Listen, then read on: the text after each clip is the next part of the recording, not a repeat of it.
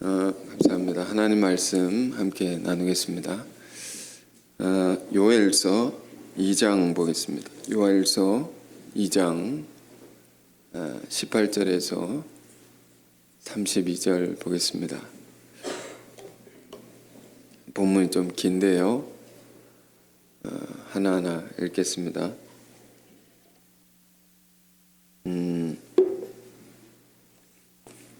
찾으셨습니까? 2장 18절에서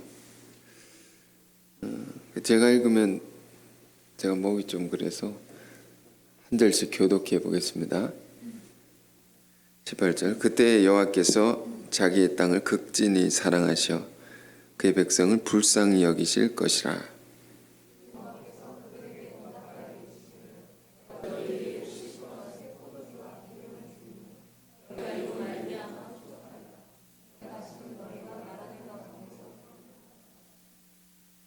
내가 북쪽 군대를 너희에게서 멀리 떠나게 하여 메마르고 적막한 땅으로 쫓아내리니 그 앞에 부대는 동해로 그 뒤에 부대는 서해로 들어갈 것이라. 상한 냄새가 일어나고 악취가 오르리니 이는 큰 일을 행하였음이니라 하시니라.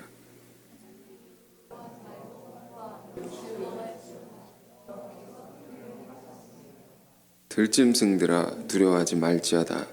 들의 풀이 싹이 나며 나무가 열매를 맺으며 무화과 나무와 포도나무가 다 힘을 내는도다.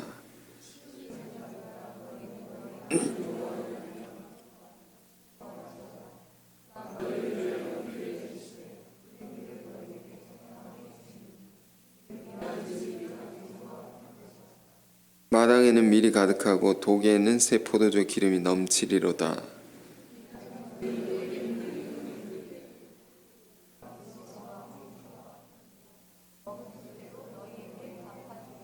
너희는 먹되 풍족히 먹고 너희에게 놀라운 일을 행하신 너희 하나님 여호와의 이름을 찬송할 것이라. 내 백성이 영원히 수치를 당하지 아니하리로다.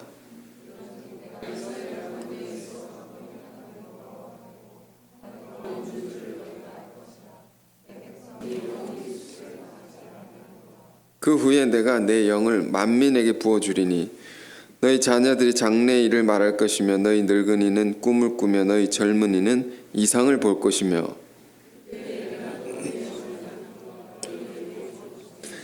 내가 이적을 하늘과 땅에 베풀리니 곧 피와 불과 연기 기둥이라.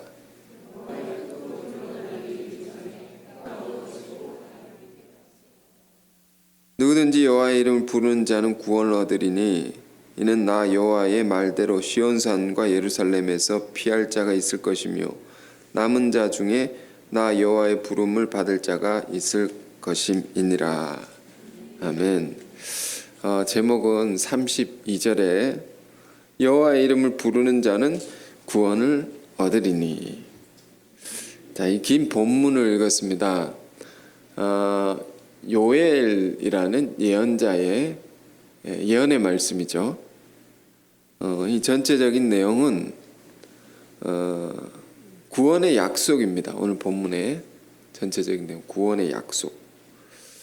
본문 앞에는 어떤 예언이 있는가 하니 2장 앞에 앞부분을 우리가 보면 메뚜기의 재앙과 관련해서 임박한 여호와의 심판의 날을 강조하고 심판이 있을 것이니 회개해야 된다. 그것을 예언했습니다. 그 회개한 자에게 주어지는 놀라운 축복과 은혜, 그 구원의 약속에 관해서 우리가 방금 읽은 본문 18절부터 기록되어 있는 것입니다. 자, 늘 그런 것인데요. 하나님의 복은 어떻게 우리 가운데 임하게 되는 것입니까? 그것은 우리가 우리의 죄를 깨닫고 회개할 때 하나님의 복이 임하는 겁니다. 왜 그런가 하면 하나님의 복은 늘 우리 가운데 내리고 있는 것인데 그 은혜가 늘 이 땅 가운데 충만한 것인데 우리가 그것을 받을 만하지 못하니까 못 받는 것입니다. 우리가 늘 신앙을 하면서 가지게 되는 하나님에 대한 오해가 있습니다. 그것이 뭔가 하니 우리가 어렵고 힘들 때 나의 환난과 고통이 하나님 때문이다. 하나님이 주신 것이다. 이렇게 우리는 말합니다. 하나님께서 나를 힘들게 하신다. 그건 아니다는 겁니다. 가만히 따지고 보면. 그걸 허락은 하시지만 하나님께서 일부러 우리를 괴롭게 하시는 분은 아니다. 대부분의 문제가 우리 자신의 죄로 인한 것입니다. 지난주에 창세기 3장을 공부하면서 아주 중요한 주제를 묵상했습니다. 창세기 3장에는 인간 최초로 범죄하는 사건이 기록되어 있는데 원죄라고 하죠. 그 죄가 온 땅에 퍼지게 된 것인데 그 기록 속에 그 장면 속에 아주 중요한 주제가 있었습니다. 하나님이 악을 지은 분이 아니시다라는 겁니다. 하나님은 선하시고 또 그분으로부터 나오는 모든 것들 또한 선한 것뿐이다 말입니다. 그런데 이 땅에 악은 왜 존재하는 것인가 말입니다. 그래서 예수님의 또 다른 비유, 마태복음 13장의 비유를 보면 가라지 비유가 있습니다. 그래서 원수가 그리하였도다. 여기서 말하는 원수는 마귀라는 겁니다. 이 땅의 악은 마귀가 그리한 것이다 하는 겁니다. 그 마귀는 누구냐라는 겁니다. 그 정체는 뭐냐라는 겁니다. 그 말씀을 공부하면서 그 정체를 다 드러낸 것입니다. 다 드러났습니다. 그런 말씀을 계속 나눴는데, 자, 네, 조금 다시 설명합니다. 마귀의 정체는 뭡니까? 그 베드로서에 기록되어 있습니다. 범죄한 천사다. 다시 말합니다. 마귀의 정체는 범죄한 천사다. 천사가 범죄해서 그리 된 것이다. 마귀 된 것이다. 그 마귀가 인간을 유혹한 것이고 인간이 그 유혹에 넘어간 것이다. 그러므로 하나님이 그렇게 한 것이 아니다라는 것이죠. 야고보 사도는 말했습니다. 오늘 중보기도 하시는 분께서 야고보서를 이렇게 쭉 기도해 주셨는데 야고보 사도도 그렇게 말했습니다. 1장에 보면 사람이 시험을 받을 때에 내가 하나님께 시험 받는다고 말하지 말라. 왜? 하나님은 악에게 시험을 받는 분도 아니시고 누구도 시험하는 분이 아니시다라는 겁니다. 여기서 말하는 시험이라는 것은 죄에 빠뜨린 유혹이라고 읽을 수 있다 했습니다. 혹은 여기서 말하는 시험이라는 것은 하나님 우리를 힘들게 하는 분이라고 생각하지 말라. 괴롭게 하시는 분이 아니다 말입니다. 하나님 누구도 우리를 유혹해서 죄에 빠뜨린다거나 우리 인생을 일부러 고통을 주신다거나 힘들게 하시는 분이 아니시다. 하나님이 우리가 그런 걸 겪을 때는 하나님이 그렇게 하신 것이 아니다라는 것을 분명히 알아야 됩니다. 하나님은 어떤 분이시냐? 사랑의 하나님이시고 선하신 하나님이시기 때문에 우리를 사랑하시기만 하시고 우리를 도우시기만 하시고 우리를 살리고자 하시는 분이시다. 왜 이런 말씀을 거듭 얘기를 하는 것입니까? 우리 안에 신앙 안에 하나님을 오해하는 것이 있기 때문에. 하나님 오해하면 어떻게 됩니까? 하나님 불신하게 됩니다. 하나님 믿지 못하게 됩니다. 그럼 하나님 원망하게 되고 다 하나님 탓으로 돌리게 되고 그렇게 되면 어떻게 됩니까? 하나님과의 관계가 멀어진다고 했습니다. 우리가 멀어지고 단절됩니다. 그렇게 되면 또 어떻게 됩니까? 생명의 근원이신 하나님과 단절이 되면 우리는 메말라지고 우리는 어두워지고 절망하게 되고 죽음에 이를 수밖에 없다 말입니다. 믿음은 무엇이라고 했습니까? 하나님과의 올바른 관계다라고 했습니다. 이 근본적인 면에 문제가 생기기 때문에 하나님을 오해하면 안 된다.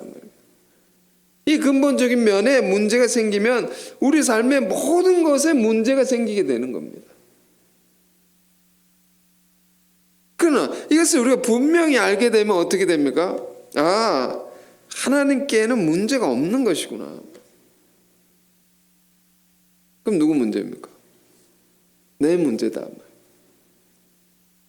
자기 죄를 깊이 보게 되는 것이죠. 그리고 회개하게 되는 것이죠. 자학하라는 말씀이 아닙니다. 자기 죄를 깊이 분명하게 봐야 됩니다. 그리고 회개하게 되면 하나님과의 나의 관계가 회복이 될 수 있는 것이고 새로운 길이 열리게 되는 것이고 하나님께서 내려주시는 만가지 복을 다 받을 수 있는 그 상태가 우리가 되어버리는 겁니다. 상태가 다시. 그럼 다 받을 수 있는 거죠. 자, 지금 요엘 선지자를 통해서 주시는 예언의 말씀도 그런 겁니다. 죄악에 빠진 유다 백성들에게, 하나님의 백성들에게 너의 죄악을 깨닫고 돌이켜 회개해야 된다 말이에요. 너희 문제라는 겁니다. 너희가 울며 애통해하고 하나님께 돌아오라 말이에요. 너희가 옷을 찢지 말고 마음을 찢어야 된다. 겉으로 회개하는 척 하지 말고 진정으로 회개해야 된다. 모든 부흥의 운동의 전제는 회개인 것입니다. 그것으로부터 놀라운 역사는 시작되는 겁니다. 자, 그래서 우리가 진정으로 회개를 하게 되면 그래야만 어떻게 된다는 것입니까? 그게 오늘 본문입니다. 그게 오늘 본문이 얘기해놓고 있습니다. 18절 보십시오. 2장 18절. 본문의 시작이 이랬습니다. 그때에 여호와께서 자기의 땅을 극진히 사랑하시어 그의 백성을 불쌍히 여길 것이라. 그때라는 것은 진정으로 우리가 회개할 때, 진정으로 하나님께 돌아갈 때, 그럼 우리를 극진히 사랑하셔서 불쌍히 여기셔서 다시 큰 복을 내리리라는 겁니다. 그러면서 쭉 이야기가 나오면 쭉 예언의 내용이 우리가 읽은 바와 같이 나옵니다. 하나님께서 우리를 사랑하셔서 곡식과 포도주, 기름을 주셔서 흡족하게 하시리라. 하나님의 백성들을 풍요롭게 하시리라. 많은 나라들 중에 욕을 당하지 않게 하시리라. 하나님의 백성들이 얼마나 많은 고통을 침략을 받았습니까? 이제 그렇지 않을 것이다. 너희를 괴롭히는 큰 나라들을 내가 다 쫓아낼 것이다. 그리고 만물이 소생하고 열매 맺고 막 힘을 낼 것이다. 너희가 하나님으로 인하여 기뻐하고 즐거워하라.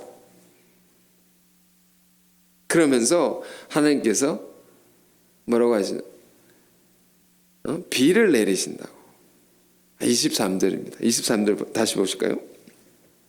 시온의 자녀들아 너희는 너희 하나님 여호와로 말미암아 기뻐하며 즐거워할지어다.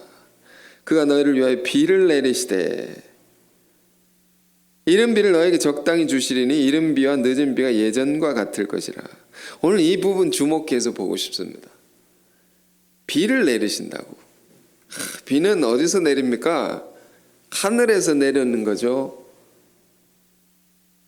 성령의 역사도 하늘에서 내려오는 것입니다. 근데 보니까 이른 비가 있고 늦은 비가 있습니다. 이 비라는 것이 우리는 오늘날 뭐 이 나라에서 비가 온다고 비가 오네 이렇게 생각하시죠? 근데 이스라엘 백성들에게 이 비라는 것은 정말 중요한 것입니다. 물이 너무도 귀했던 그 지역에 팔레스타인 지방에 그 이스라엘에게 이 비라는 것은 하늘의 축복 같은 겁니다. 정말로. 왜냐하면 이스라엘 날씨를 보면요, 여름에 비가 거의 안 내리는 건조한 기간이 지속이 됩니다. 오래 지속이 됩니다. 그래가지고 만물이 메말라지고 비틀어지고 시들어지고 땅이 쩍쩍 갈라지고 그런 오랜 기간이 있고 그 다음에 우기가 시작됩니다. 비가 내리는 기간이 시작됩니다. 그래서 오늘 야고보서 그 기도 중에 읽어주신 내용 중에 그런 얘기, 야고보서 5장 7절을 보면 농부가 귀한 열매를 바라고 오래 참으면서 이른 비와 늦은 비를 기다린다. 그 구절 한번 나중에 찾아보십시오. 야고보서 5장 7절인데 농부가 귀한 열매를 맺으려고 오래 기다린다는 겁니다. 이거는 비가 안 내리는 오랜 기간을 참으면서 이른 비와 늦은 비를 기다린다. 그 건기가 끝나고 우기가 시작되는 애가 한 10월에서 11월쯤 이때 비가 내리기 시작합니다. 이게 이른 비라고 하는 겁니다. 뭐 가을비라고 하는데 이른 비라는 것이 더 낫습니다. 내리기 시작하면 땅이 푸르러지고 모든 것이 새로워집니다. 그러고 나면 이제 농부가 그때 씨를 뿌립니다. 밭을 갈고 씨를 뿌립니다. 그러다가 늦은 비는 언제 내리냐 하면 3, 4월경에 봄비라고도 하는데 그야말로 단비와 같은 겁니다. 씨를 뿌린 것들이 열매 맺기 위해서 이때 비가 꼭 와줘야 되는 겁니다.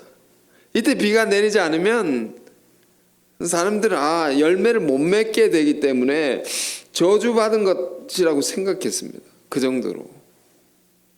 그러니까 농사를 지을 때 이스라엘 백성들이 농사를 지을 때 이른 비와 늦은 비가 제때에 잘 내려줘야지 농부가 씨도 잘 뿌릴 수 있고 나중에 열매도 크게 수확할 수 있게 되는 것입니다.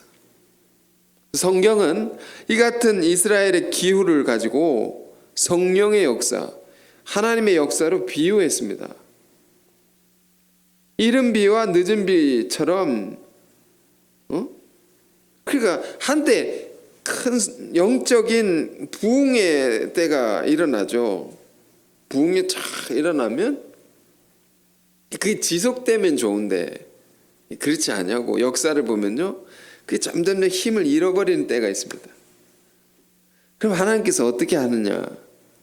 잃어버리고 끝나게 하시지 아니하시고 또 새로운 무리들을, 거룩한 무리들을 찾아 세우셔서 새로운 부흥의 한때를 일으켜 주신다. 이게 늦은 비라는 겁니다.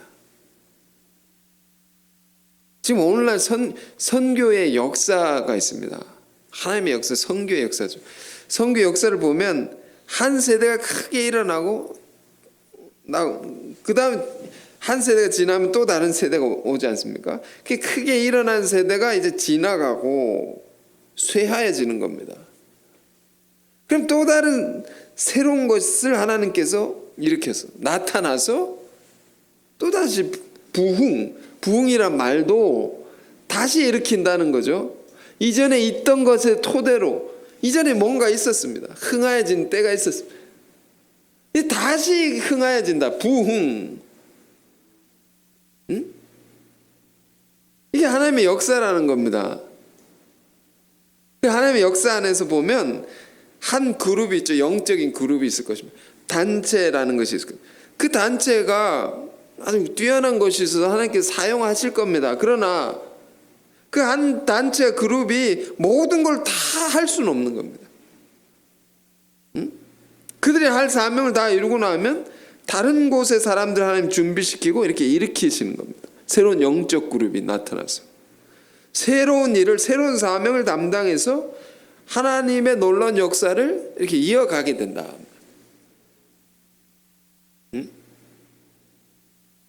우리는 오늘날 이제 영적 지도를 생각해 보자. 유럽이나 미국을 보면 어떤 학자가 영적인 상황을 시간으로 표현했는데 유럽은 밤 12시라고 영적인 상황이 깜깜한 겁니다. 암흑과도 같아. 응? 미국은 몇 시냐면 대여섯 시 정도. 점점 더 어두워지기 시작했다. 그 영적인 기운이 다 해가고 있다. 그러면서 하나님 뭘 하시냐면 또 새로운 무리들을 이렇게 세운다. 그러니까 오늘 본문의 말씀은 그런 겁니다. 큰 영적인 부흥, 새로운 부흥의 역사를 꿈꾸는 사람들이 늘 주목하고 읽어왔던 성경 구절입니다.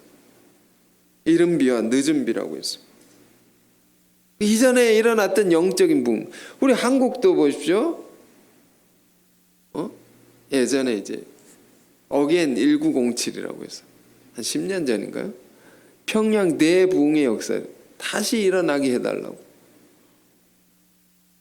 이 땅에 평양이 동방의 예루살렘이라 불리던 곳이죠. 저 북한에 다 잃어버려서 다 깡그리 교회가 소멸되고, 이제 우리가 이걸 기도하는 것이죠. 그런 역사가 다시 일어나게 해달라고. 이 나라에 오늘의 세대 가운데 우리가 사는 이곳에서 일어나기를 바라면서 우린 기도하며 사는 것이죠. 본문을 보면요, 28절 이제 이하를 보면 어디서 많이 본 구절 같으시죠? 사도행전 2장에 베드로 오순절 성령 강림의 역사 때 베드로가 이 구절을 가지고 설교했습니다. 사도행전 2장을 보면 마가의 다락방에서 오순절날 성령이 크게 임하셔서 그 다락방에 120명 위에 다 임해서 충만하게 임해서 어떤 일이 일어납니까? 세계 각국의 언어로 방언을 막 하게 됩니다. 120명이 세계 각국의 언어로 방언을 막 들어. 그 각국의 언어니까 뭐 영어, 프랑스어, 뭐 독일어, 중국어 방언이 막 그걸로 나오면, 근데 그 지역에 살다가 온 사람들은 이게 무슨 말인지 알아듣지 않습니까? 신기해하고. 근데 그 내용이 뭔가 했더니 하나님의 큰 일을 말하더라고. 다 같은 내용을 방언을 하는데 내용은 같은 겁니다. 언어는 다른데 그 내용이 다 하나같이 하나님의 큰 일을 말한다고. 하나님의 큰 일이 뭘까요? 큰 일이 뭘까요? 하나님의 큰 일. 이때 성령을 받은 사람들이 오순절을 지키려고 예루살렘에 모였습니다. 어디서? 유대인 디아스포라들이, 전 세계에 흩어져 있던 유대인들이 오순절 절기를 지키려고 여기 다 모인 것입니다. 그들이 그 자리에서 성령을 받아가지고 각국으로 다 흩어져 나가서 뭘 했겠습니까? 세계 선교를 한 겁니다. 온 땅의 만민에게 복음을 전하라 하신 주님의 명령을 따라서 이들을 통해서 복음이 세계로 퍼져나가게 됐다. 큰 성령의 역사를 말하는 겁니다. 큰 선교의 역사를 말하는 겁니다. 그것을 다 방언으로 예언하고. 그런데 120명이 성령을 받을 때, 여러분 성령을 그냥 주시면 우리 깜짝 놀라지 않습니까? 우리 영혼이. 받은 사람들이 막 놀란 겁니다. 이게 뭐지? 이게 뭐지? 좋긴 한데 이게 뭐지? 그러고 있을 때 베드로가 딱 일어나서 얘기를 한 겁니다. 설교를 한 겁니다. 우리 안에 일어난 이 역사가 무슨 일이냐? 우리 안에 일어난 이 성령의 역사가 어떻게 우리에게 일어나게 된 것이냐? 설교를 합니다. 뭘 가지고? 이 구절을 가지고. 28절 이하에 요엘의 예언을 가지고. 우리 안에 일어난 이 예언은, 우리 안에 일어난 이 역사는 요엘의 예언이 우리 가운데 성취된 것입니다. 성취된 거라고. 오늘날 여기에 여러분, 교회마다 나라마다 믿는 자들은 다 이런 역사가 일어나기를 소망하면서 사는 겁니다. 응? 이곳에 일어나게 하옵소서. 나를 통해서 이 나라와 민족에 일어나게 하소서. 하나님의 역사는 늘 위에서 내려옵니다. 위에서 내려온다는 게 뭘까요? 성령께서는 위에서는 이 땅의 어떤 지식이나 경험으로 뭔가 이렇게 사람이 힘을 규합해 가지고 권기 대회를 해 가지고 큰 역사 일어난 게 아니고, 그런 인간적인 어떤 힘으로서가 아니고 위로부터 수직적으로 전혀 이렇게 새롭게 이렇게 임하는 겁니다. 이렇게 그 간절히 그 역사를 소원하는 자들에게. 우리 신앙은요, 이 성령이 어디에 임하는가 잘 봐야 됩니다. 어느 그룹에, 어느 단체에, 어느 나라에, 어느 지역에 성령이 어디에 임하는가, 이걸 잘 보고요, 그걸 잘 따라가는 게 중요합니다. 성령은 우리가 어떻게 할 수 없는 거죠. 그래서 역사에 우리가 따라가는 거죠. 왜냐하면 우리 신앙생활 할 때 보면 아무리 내가 노력해도 안 되는 게 있습니다. 아무리 용을 쓰고 힘을 다해서 뭔가를 다 쏟아부어도 아무리 해도 안 되는 때가 있습니다. 응? 성령께서 허락해 주셔야 되는 겁니다. 그런 거는. 기도도 어떤 때는요, 가만히 있어도 그냥 막 은혜가 내리고 눈물이 흐르고 그런 때도 있는데, 아무리 기도해도 메마르고요, 아무리 기도해도 하나님이 없는 것 같고, 그런데 하나님의 은혜의 때가 되면요, 성령의 때라는 것이 있습니다. 또 그냥 성령을 받습니다. 그냥 부어주시고요, 뭘 해도 잘 되게 되는 것이고, 기도한 대로 다 응답이 되는 것 같고, 그러니까 큰 성령의 역사에 임하면 다 그렇게 바뀌어지게 되는 거예요.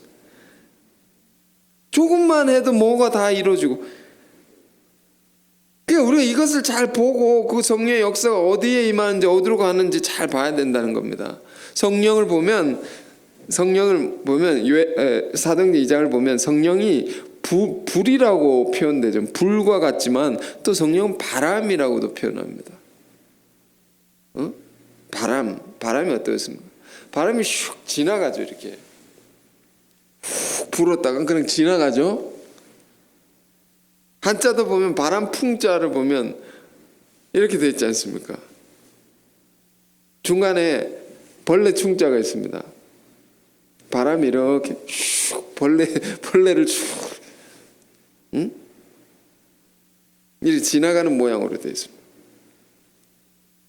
왜 벌레가 있냐면 만물의 자연의 옷을 입히는 겁니다. 바람이 슉 불면서 이렇게 바람이 쫙 불면 만물이 새로워지는 겁니다. 물론 훈풍도 있지만 따뜻한 바람도 있지만 차가운 바람도 있습니다. 차가운 바람이 지나가면 다 떨어집니다. 따뜻한 바람이 불면 만물이 새로워지다가 차가운 바람이 불면 낙엽이 다 떨어지고 앙상한 가무만 남게 됩니다. 앙상한 나무만. 그러니까 성령의 바람도 마찬가지입니다. 한번 쑥 불면 지나가는 거예요. 모든 것을 바꾸시는 겁니다.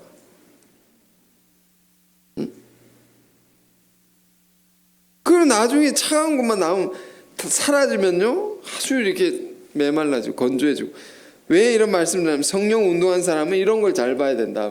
하나님의 역사는 우리가 아는 게 아니고 하나님이 다 하시는 거기 때문에 그 방향과 흐름을 우리가 잘 봐야 됩니다. 지난 한 주를 보내면서 어떤 생각을 주셨는가 하니,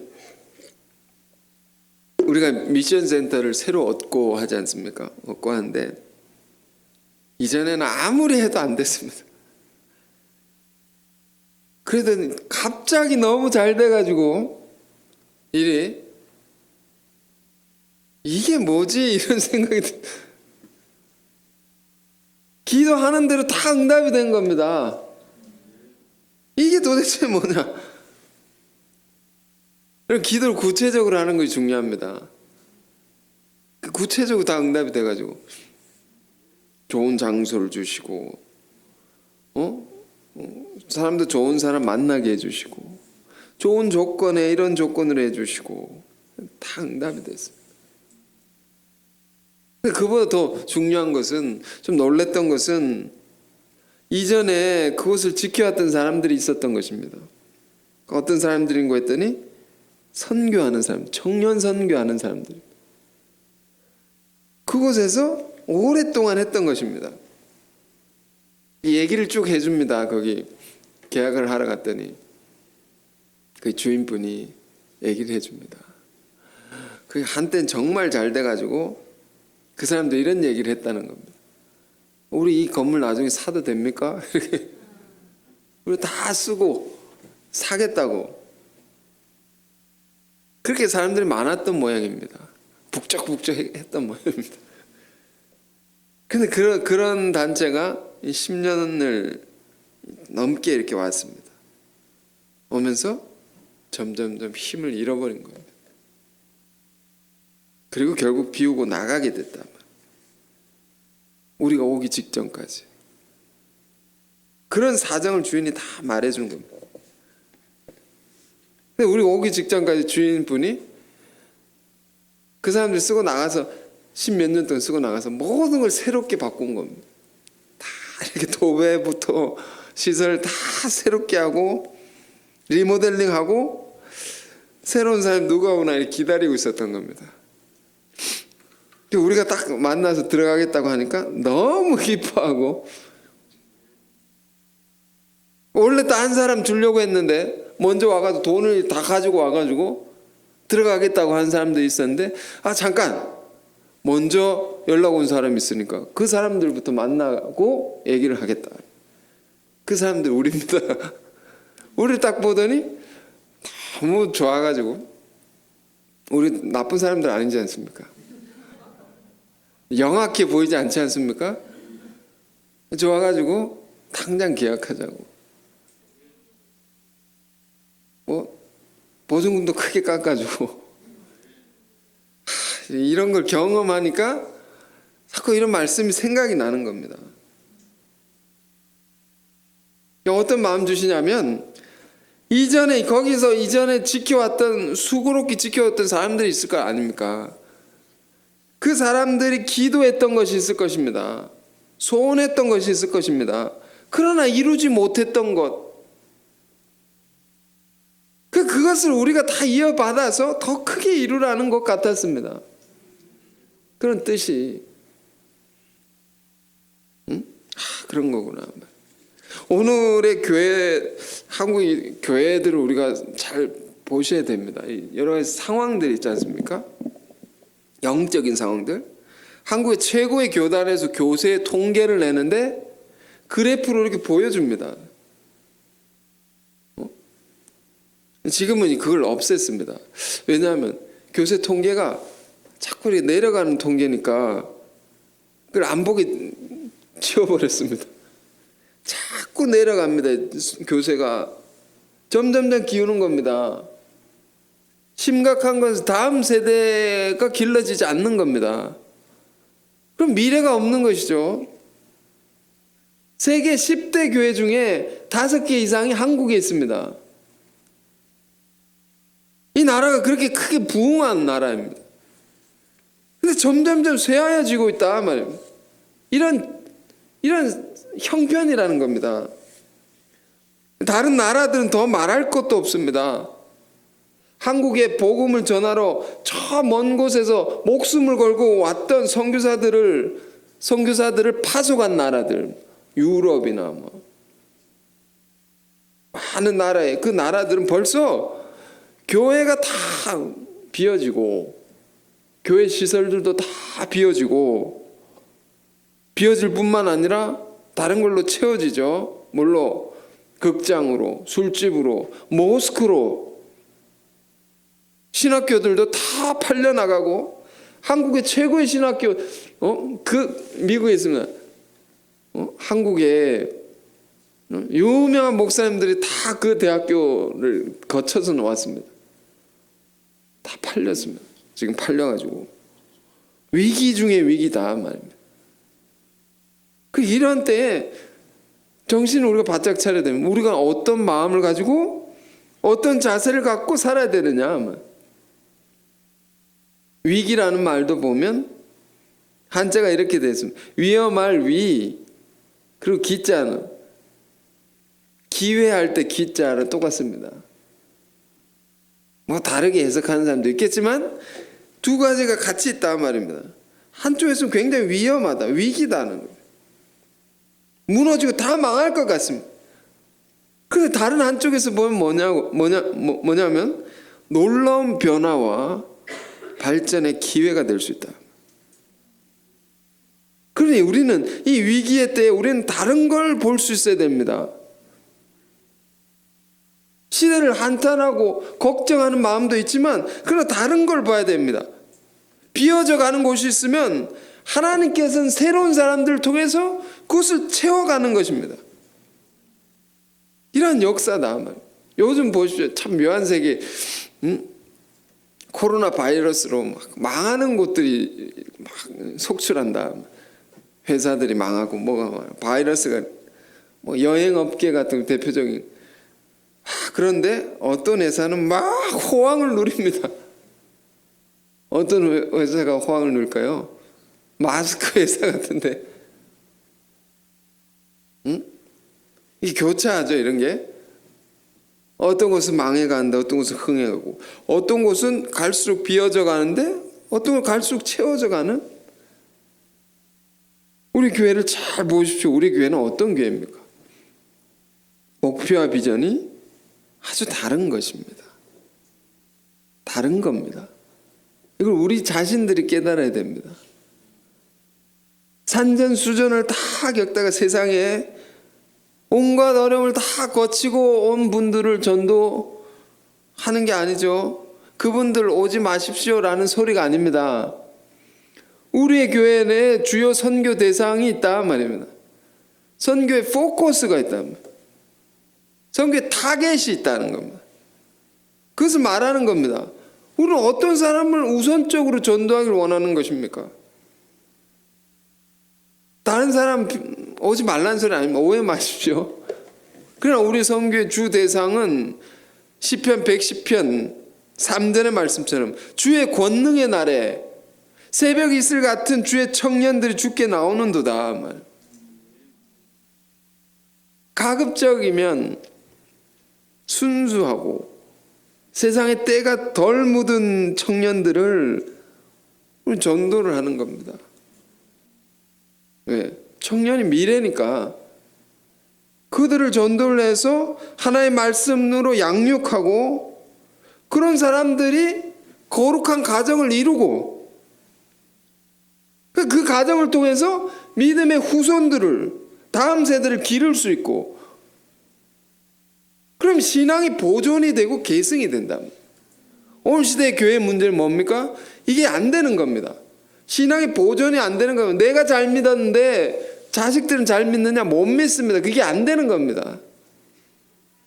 그게 어려운 겁니다. 이게 이 시대의 교회들의 고민입니다. 깊은 고민입니다. 그리고 이런 고민들을 우리는 알고 이렇게 시작한 교회죠. 새벽이슬 같은 주의 청년들을 길러서 하나님의 자녀로 하나님의 일꾼들로 길러서 그런 사람들 거룩한 가정을 이루게 해서 그 신앙을 보존하고 이어간다. 그러면 어떻게 됩니까? 갈수록 신앙이 견고해지는 겁니다. 갈수록 은혜로운 사람들이 나오는 겁니다. 갈수록 멋있는 세계가 열리는 겁니다. 자, 보십시오. 다 비어져 가고 다 빠져나가는 겁니다. 지금 그런 때인 것입니다. 그걸 그걸 그렇다면 그것을 깨어서 보는 자들이 있단 말이에요. 이게 다 비어져 가는구나. 깨어서 보고 비어져 가는 걸 먼저 선점하는 자가 힘을 얻어서 커 나가는 겁니다.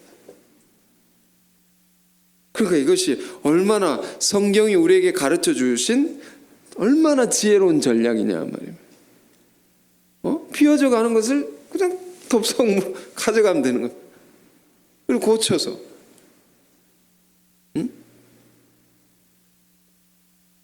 예언서를 보면, 우리 요엘 예언서를 보는 건데, 예언서의 기본이 이런 겁니다. 예언서는 뭘 가리키냐? 허물어진 성전을 다시 수축하라. 성전이 있는데 그게 허물어졌다는 겁니다. 무너진 성벽을 다시 재건하라. 그 일에 힘쓰라. 예언자들의 메시지가 다 그런 겁니다. 에즈라, 느헤미야, 학개, 스가랴 다 그런 예언들입니다. 이 큰 지혜를 우리에게 주는 겁니다. 이 시대를 사는 크리스천들에게 너희가 새로 세워라. 얼마나 힘듭니까? 밑바닥부터 기초부터 해야 되고 다 만들어야 되고 얼마나 힘듭니까?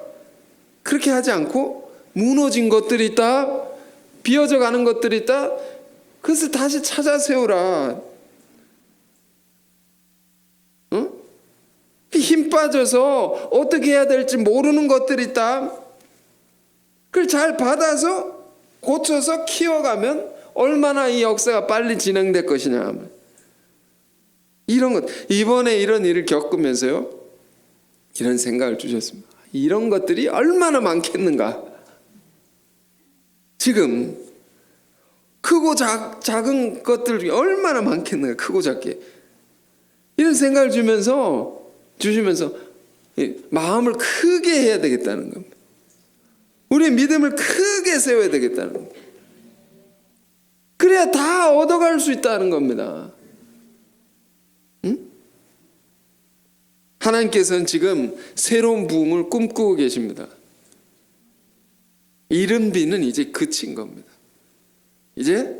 그런데 늦은 비를 내리기 시작하시는 겁니다. 여러분, 진지하게 이런 면을 잘 생각하시고, 우리의 삶이 그러므로 어떻게 살아야 됩니까? 자기 삶의 영역에, 자기 삶의 반경 속에만 갇혀 계시지 마시고, 하나님의 큰 꿈을 보십시오. 이전에 내가 어떻게 살았다 할지라도 지금은 우리가 깨어서 정신을 바짝 차려야 될 때인 것입니다. 이전에 우리의 삶이 어땠을지라도, 내가 죄를 짓고 일그러진 삶을 살았다 할지라도, 그러나 예언서는 지금 우리에게 말하고 있으면 너희 진정으로 회개하면 하나님의 긍휼을 입으리라. 이런 놀라운 역사에 참여케 하리라. 이런 영광스러운 한때에 우리를 귀히 사용할 것이리라. 그래서 오늘 말씀의 제목은 뭡니까? 32절에 있습니다. 32절 마지막에 누구든지 여호와의 이름을 부르는 자는 구원을 얻으리니. 이 말이 뭡니까? 이러한 때에 우리가 깨어서 정신을 차려서 일어나면, 하나님을 간절히 찾으면, 그 뜻을 붙들고 우리가 살아가면, 그러한 자는 누구든지 다 은혜를 받고 다 변화가 되고 다 모든 것을 얻어서 가는 놀라운 부흥의 역사의 주체가 될 수 있다. 그리고 그런 사람들이 많아지게 크게 일어나면서 놀라운 부흥의 한때를 오게 하신다. 자, 지금 늦은 비가 내리는 때니까 우리가 우리의 그릇을 잘 준비를 하길 원합니다.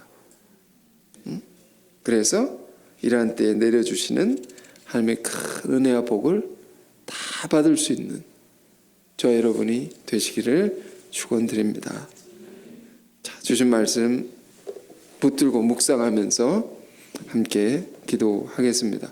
이른 비와 늦은 비를 내리시는 주님, 오늘 우리에게 큰 성령의 역사를 허락해 주옵소서. 누구든지 주의 이름을 부르는 자마다 구원을 받는 이때, 이 놀라운 역사의 한때 깨어 준비하게 하시고 귀히 쓰임 받는 자들 우리가 다 되게 하옵소서. 함께 기도하겠습니다. 은혜로 오신 주님 감사합니다. 요엘 선지자의 예언이 성취되는 놀라운 부흥의 역사를 오늘 우리가 보게 하옵소서. 우리의 눈이 열리게 하시고 우리의 생각과 마음들이 깨어나게 하셔서 주의 행하시는 일들을 주목해 볼 수 있는 자들 되게 하여 주옵소서. 역사가 크게 바뀌는 큰 전환의 때에 우리가 쇠하는 것들에 속하지 않게 하여 주시고 흥하는 것에 속하여 있는 주님의 귀한 역사에 참여하는 우리가 되게 하여 주옵소서. 예수 그리스도 이름으로 기도했습니다. 아멘.